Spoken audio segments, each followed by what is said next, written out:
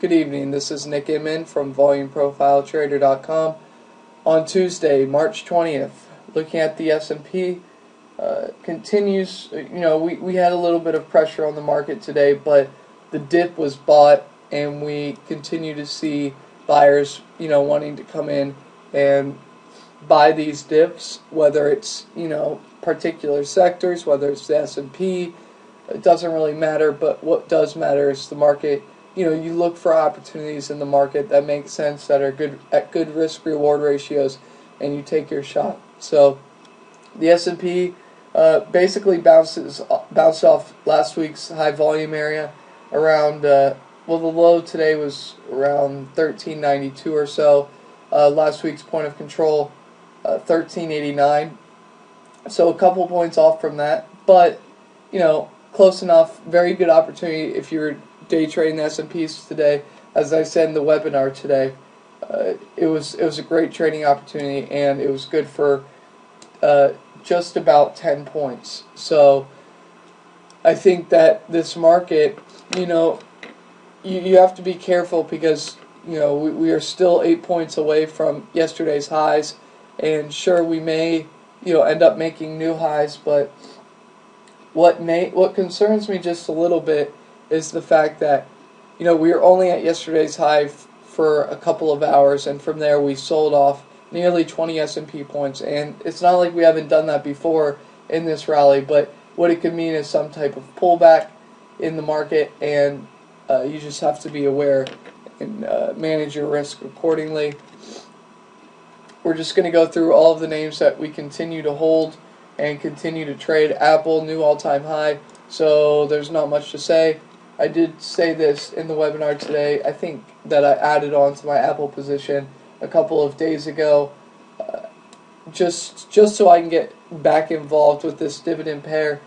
I have a hard time believing that it's going to come back down and trade, where my cost basis is. It could, obviously, but I doubt it. And if it does, I'm probably just going to be willing to buy more. Amazon, this was without a doubt the star of the day in my portfolio. We finally got the breakout. I am long the 185 by 195 April call spreads. I'm long the 190 by 200 call spreads. The 185s by 195s, which I put on yesterday, they're almost at a double. And the 190s by 200s, they're probably at 60 or 70% gains, and that's just in a day's time. They were without a doubt the best performers in my portfolio today. Hope you caught it. I've been mentioning it for the last... I originally sold out of my Amazon, then I slowly bought back in, and this was very recently, and now the option positions are really starting to pay off, and now it'll be easier to hold the shares for a potential move back up to, in the mid 200s. CSX, let me get rid of these drawings. What you're seeing here is you're getting a pullback close to the point of control. So if you want to start scaling in, you have a better opportunity than you had 2 days ago. But I do think that CSX is something that you want to consider holding. There's no reason to not start scaling in now. Chesapeake Energy has really had a nice couple of weeks since the lows that we saw back basically at the beginning of March, the early half of March, and we've traded from as low as 23.36. Today we got as high as 26.09. I'm still short the 26 calls that expire in April, and I'm totally okay with getting called away on my shares. I was saying in the webinar today that my cost basis has gone down from the mid to low 20s for my shares, and they're down in the mid to high teens. And the reason why is because I've had some nice option positions that have been profitable. I've collected premium by selling calls against my long shares, and you do that enough, you'll find yourself really with a nice position and not really having to worry about it coming to you're not going to lose that much money because you've made so much. And that's the important part of trading and investing, is let your winners ride, and that's what we're kind of doing here with Chesapeake. if you've taken my recommendations, you should be up at least, you know, per 100 shares around $5 on this stock without much trouble. So just something to be aware of. ConocoPhillips, you know, as I look at this name, I'm nearly tempted to buy more. And I have a full-size position on, but maybe looking at just buying some calls that expire later on this year, something like that, to get more exposure, because this just looks like the consolidation before another ramp up to the upside. Since we've been in this consolidation for a month, we've had 6 down days, and it looks like about 10 up days or so. That's pretty impressive, and you know, that shows you that the buyers are controlling this still, even at the top end of this range. I'm going to show you the weekly.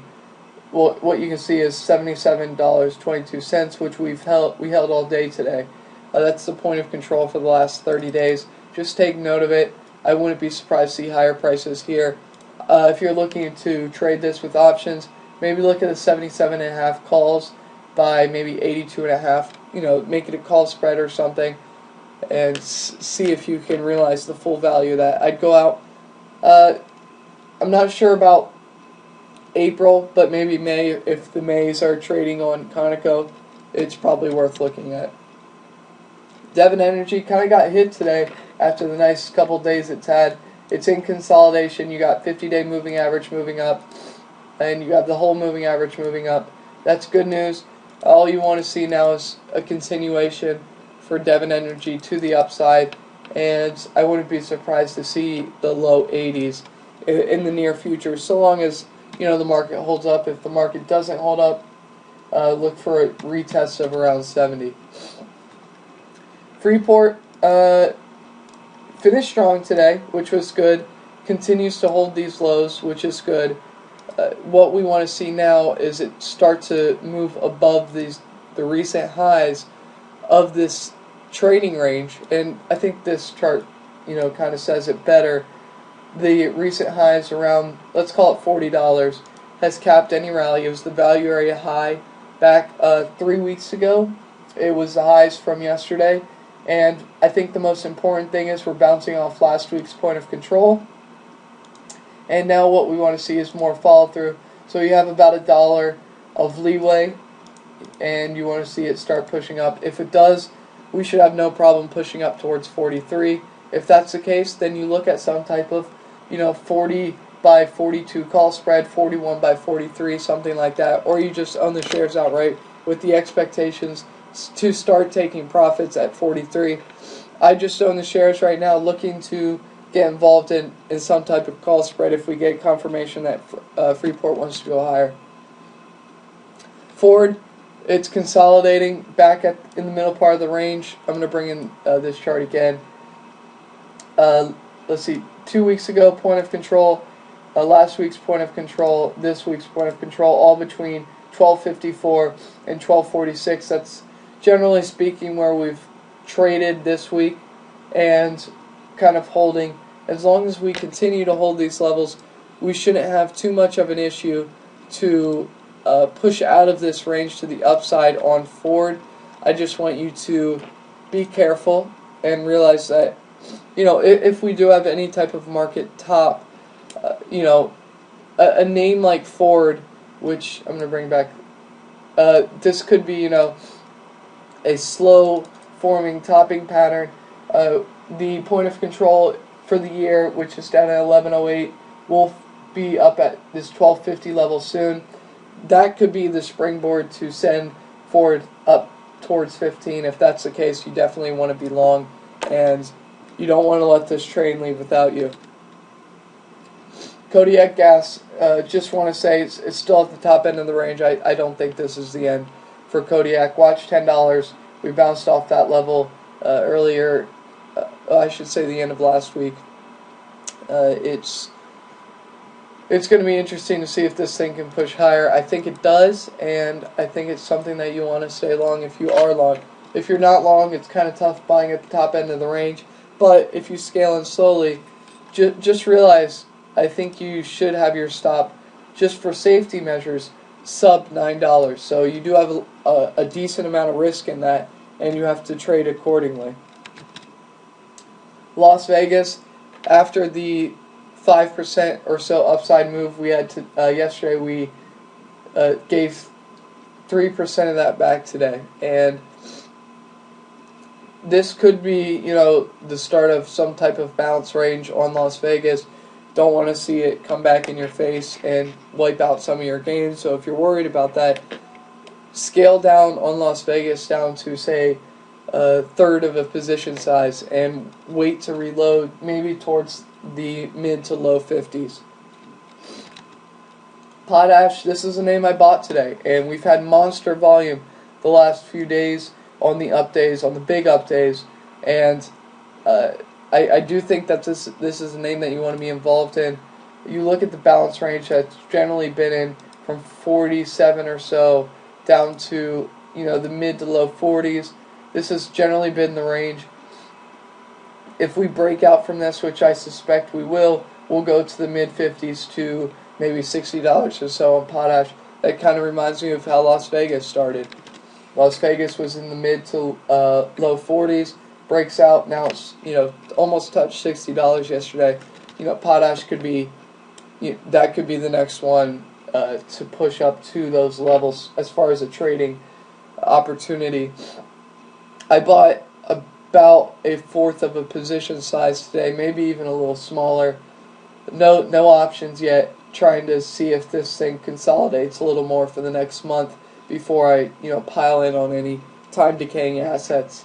But what I'd be looking for is some type of, say, I know the options kind of trade at weird increments on potash, but something like the top end of this range, I'd be buying the top end, going out 4 or 5 months, and I'd be looking to sell somewhere in the middle range, the value area high around 55 or so on potash for a trade, and then just holding the shares and letting them appreciate, with any move higher, not really worrying about them.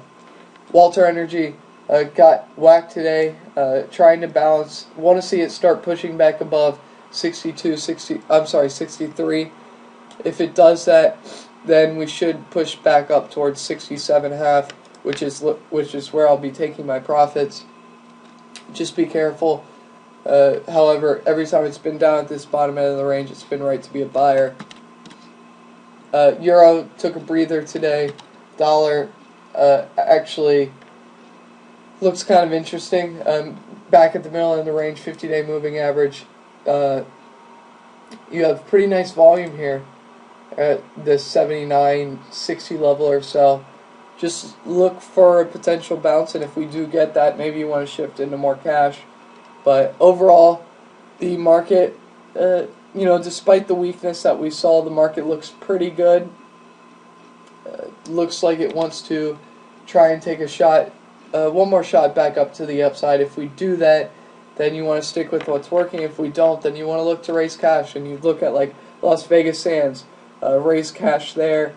Maybe Devon Energy, Chesapeake, raise a little bit of cash.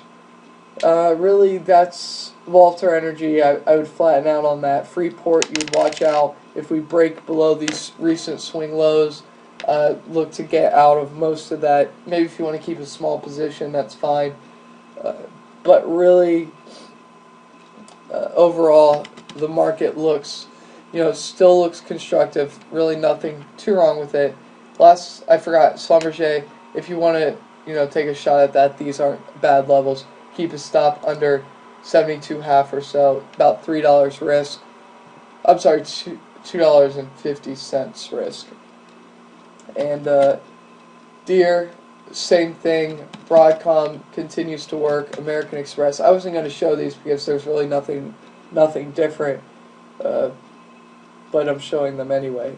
So overall, stay long, but be ready to hit the trigger to sell names that look a little tired, like Las Vegas, with the expectations that you're going to reload and redeploy that cash at lower levels. So take care, have a good night, talk to you tomorrow.